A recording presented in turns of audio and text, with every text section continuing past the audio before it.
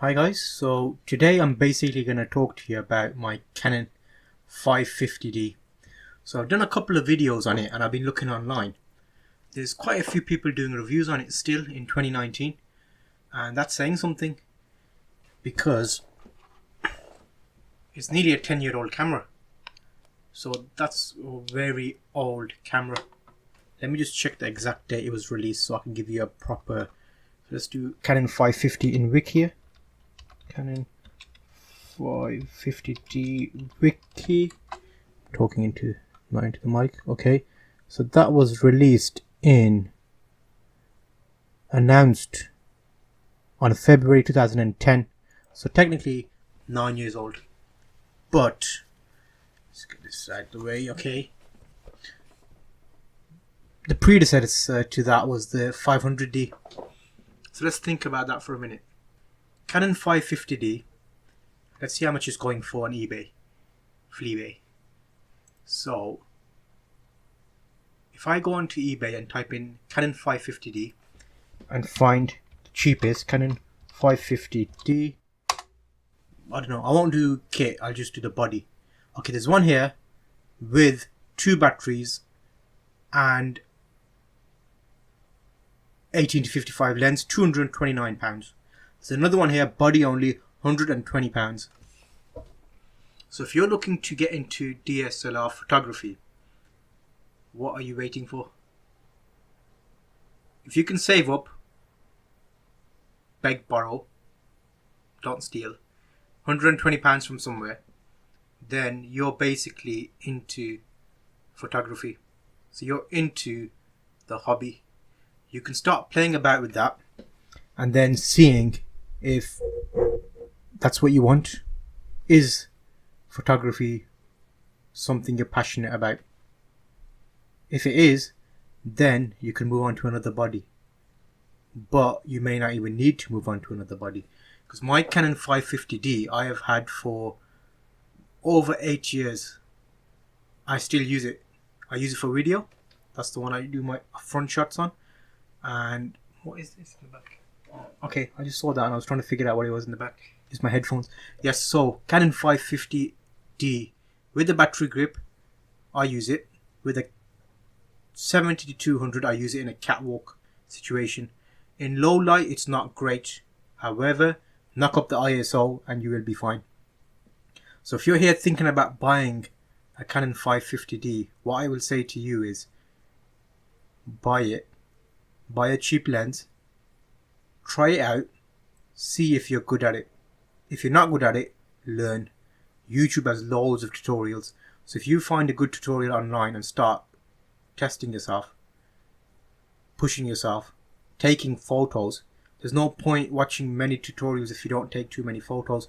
So take loads of photos and then you will find out who you are and what photos you like to take. And then is when you get your next lens or your body, whichever it will be. Because you may find the 50mm is not quite the range you want. If you get a 50mm, that is, I would suggest as a first good lens, 1.8 cheapest chips. Get one of those, find out what you like, and then move on. Video is also a great option because it shoots at 1080p, 24 frames a second, and 30, if I'm right. I can check 1 second.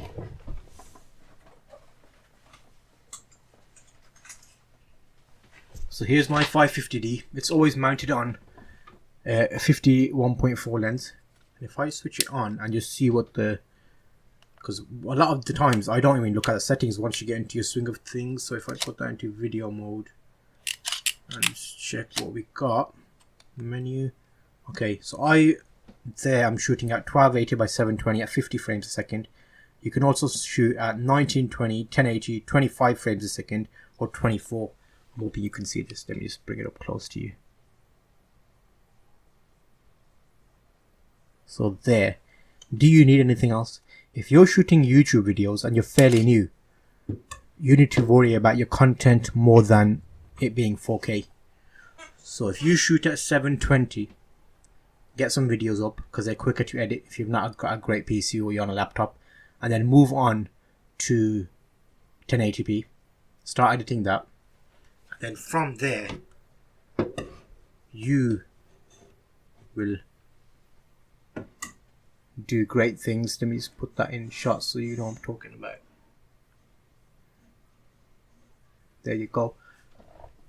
So then I would say get on eBay, put your bid in, get the Canon 550D. If you're looking at videos about this subject and photography, then you're halfway there. You're already interested enough to be watching videos about it. However, if you were really passionate about it, you would already be taking photos on your mobile phone anyway. So you know how much of a hobby it is or what type of work you want to do with it. So with the Canon 550D, it feels really good in your hand for a fairly cheap camera. It's not got autofocus when you're recording videos or anything like that, but it feels great. It's got a good weight to it.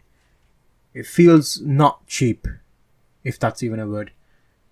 It's got a flash, which I don't recommend using, because flash, you want off-camera flash ideally. But anyway, when you're learning, it's going to be enough. Have a look online, you'll see loads of videos about it. Make up your mind. But everyone I've seen so far, people have suggested it's the best starter lens, because Canon has its own color rendition. So whenever you're taking photos or even video, the colors look really good compared to other cameras. I've had Canon I've only had Canon, so I might be a bit biased. But what I would say is Nikon do similar models as well, so check out Nikon. In terms of the big Nikon Canon war, I don't think is necessary. Whichever camera you've started with, you would have bought lenses for and kit for, so that means you basically keep that camera, you keep that kit, and you keep progressing. So that's why Canon shooters are always Canon and Nikon are Nikon, and some have both. I don't think I've had the need to buy both, because I think fairly newer cameras now. I've got the Canon 5D Mark II, which I'll show you now.